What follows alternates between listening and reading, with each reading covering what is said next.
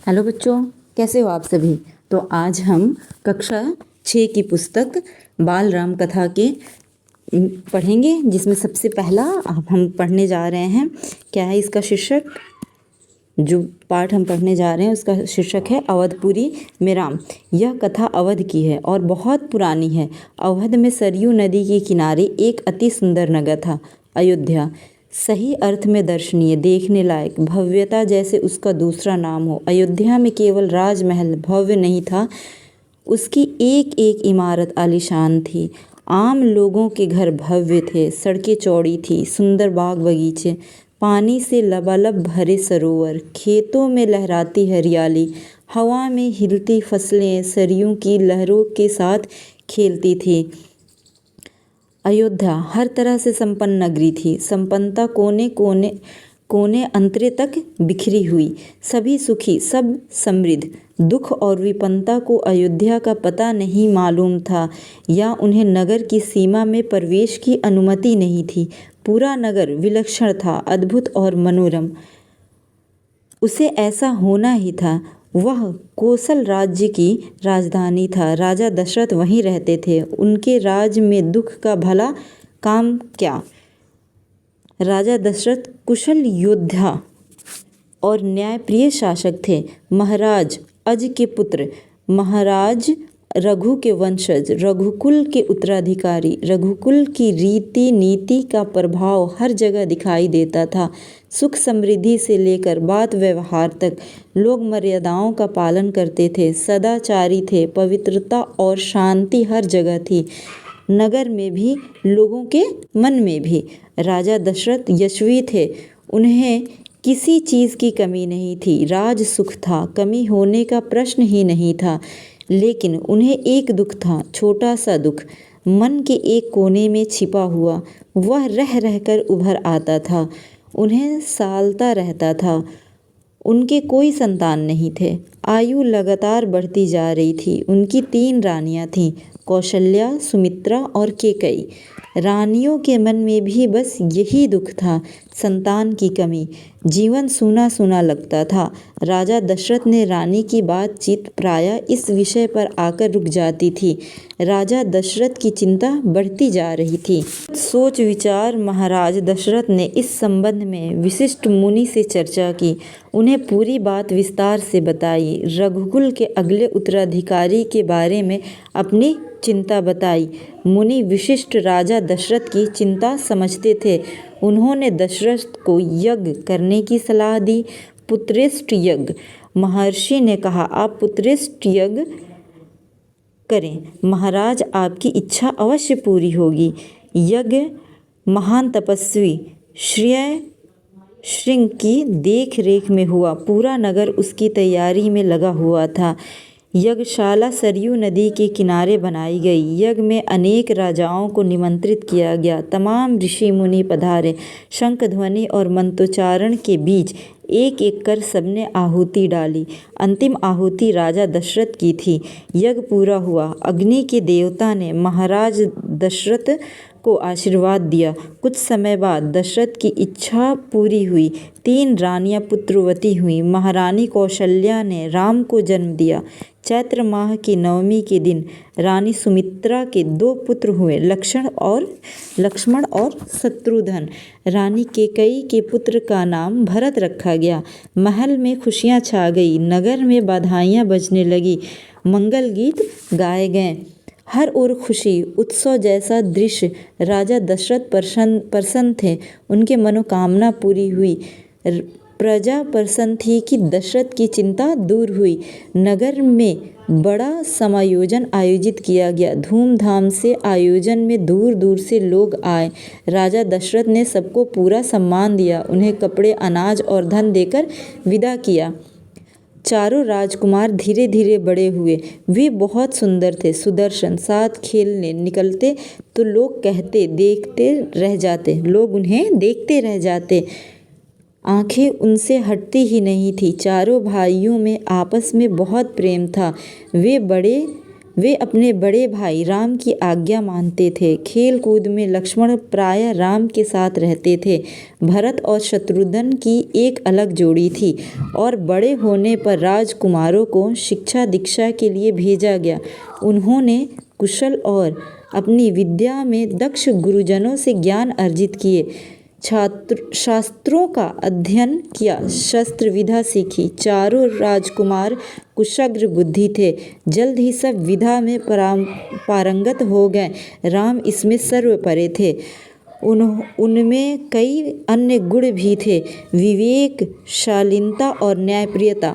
राजा दशरथ को राम सबसे अधिक प्रिय थे, ज्येष्ठ पुत्र होने के कारण और इन मानवीय गुणों के कारण भी। राजकुमार कुछ और बड़े हुए, विवाह योग्य। नगर में इनकी चर्चा होने लगी। महाराज दशरथ भी ऐसा ही चाहते थे, अपनी संतान के लिए सुयोग्य वधुएं। परिजनों में चर्चा पहले से ही हो रही थी। बाद में पुरोहितों को भी इसमें शामिल कर लिया गया। अयोध्या का राजमहल एक दिन ऐसी ही चल रही थी, गहन मंत्रणा। तभी एक द्वारपाल घबराया हुआ अंदर आया। उसने सूचना दी कि महर्षि विश्वामित्र पधारे हैं। महाराज दशरथ तत्काल अपना आसन छोड़कर खड़े हो गए, द्वार की ओर बढ़े महर्षि की आवागनी करने। उन्हें लेकर दरबार में आए। विश्वामित्र को ऊंचा आसन दिया गया। विश्वामित्र कभी स्वयं राजा थे, बहुत बड़े और बलशाली। बाद में अपना राजपाट छोड़ दिया, संन्यास ग्रहण कर लिया, जंगल चले गए। वहीं उन्होंने अपना आश्रम बनाया। उन्हें सिद्धाश्रम नाम दिया।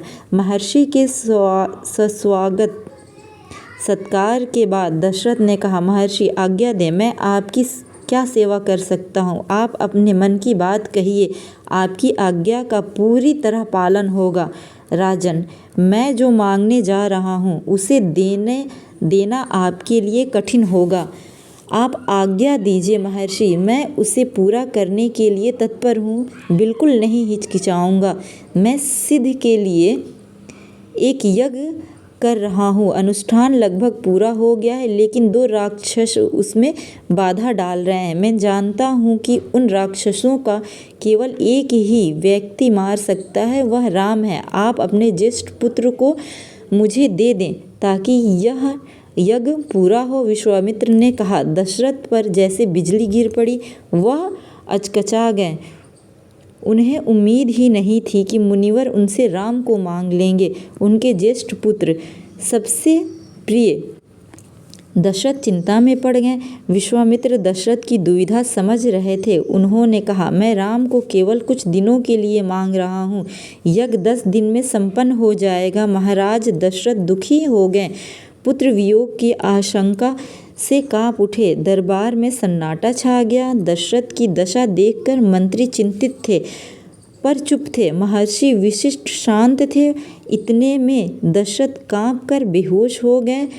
होश आया तो डर ने उन्हें फिर जकड़ लिया। मूर्छित होकर दोबारा गिर पड़े, संज्ञा शून्य पड़े रहें।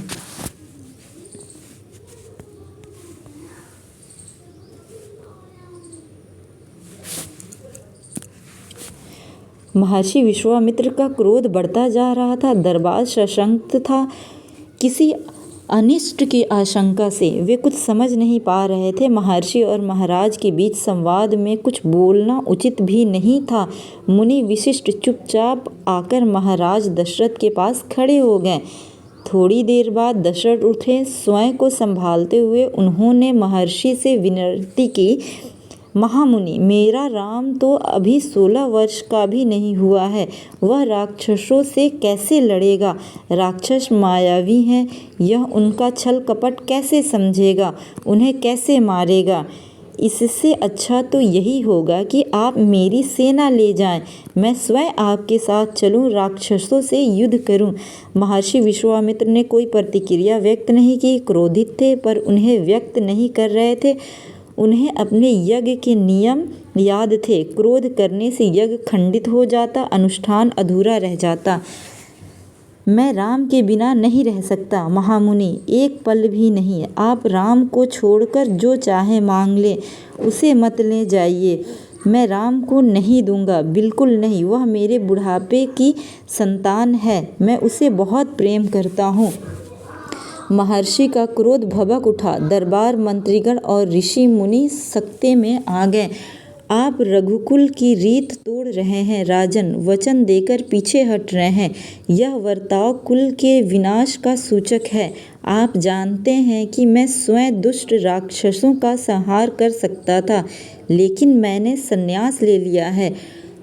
अगर आप राम को नहीं देंगे तो मैं यहाँ से खाली हाथ लौट जाऊँगा। बात बिगड़ती देख मुनि विशिष्ट आगे आए। महाराज दशरथ को समझाया राम की शक्ति के बारे में, प्रतिज्ञा तोड़ने के संबंध में, महर्षि विश्वामित्र के साथ रहने पर राजकुमार राम को होने वाले लाभ के बारे में। राजन, आपको अपना वचन पूरा करना चाहिए। रघुकुल की रीत यही है, प्राण देकर भी अपने पूर्वजों के वचन निभाया है। आप राम की चिंता न करें, महर्षि के होते हुए उनका कोई कुछ नहीं बिगाड़ सकता। महाराज दशरथ की चिंता कुछ कम हुई, पर मन अब भी खिन्न था। पुत्र विछोह का दुख सभी तर्कों पर भारी पड़ रहा था। गुरु विशिष्ट ने कहा, महाराज, महर्षि विश्वामित्र सिद्ध पुरुष तपस्वी हैं, अनेक गुरु विद्याओं से जानकार हैं। वह कुछ सोच कर ही यहाँ आए हैं। राम उनसे अनेक नई विधाएं सीख सकेंगे। आप राम को महर्षि विश्वामित्र के साथ जाने दें, राम को उन्हें सौंप दें। दशरथ ने मुनि विशिष्ट की बात दुखी मन से स्वीकार कर ली, लेकिन वह राम को अकेले नहीं भेजना चाहते थे। उन्होंने विश्वामित्र से आग्रह किया, कहा कि वे राम के साथ उनके छोटे भाई लक्ष्मण को भी ले जाएं। महर्षि विश्वामित्र ने महाराज दशरथ का यह आग्रह स्वीकार कर लिया। राम और लक्ष्मण को तत्काल दरबार में बुलाया गया। महाराज दशरथ ने उन्हें अपने निर्णय की सूचना दी। दोनों भाइयों ने उसे सहर्ष स्वीकार किया, सिर झुकाकर आदर सहित। इसकी सूचना माता कौशल्या को दी गई। बताया गया कि राम और लक्ष्मण वन जा रहे हैं। महर्षि विश्वामित्र के साथ नितांत गंभीर माहौल में स्वसिच्चत्व हुआ। शंख ध्वनि हुई, नगाड़े बजे। महाराज दशरथ ने भावुक होकर दोनों पुत्रों का मस्तक चूमकर उन्हें महर्षि को सौंप दिया। दोनों राजकुमार बिना विलंब किए महर्षि के साथ चल पड़े। विहड़ और भयानक जंगल की ओर। विश्वामित्र आगे आगे चल रहे थे, राम उनके पीछे पीछे थे। लक्ष्मण और राम से 2 कदम पीछे, अपने धनुष संभालते हुए, पीठ पर तूड़ीन बांधे, कमर में तलवार लटकाए। तो बच्चों, ये पाठ यहीं तक था। आगे इस पाठ में हम पढ़ेंगे दूसरे वीडियो में। जब तक अपना ध्यान रखें, वीडियो को लाइक करें, शेयर करें और सब्सक्राइब करें चैनल को। Bye bye.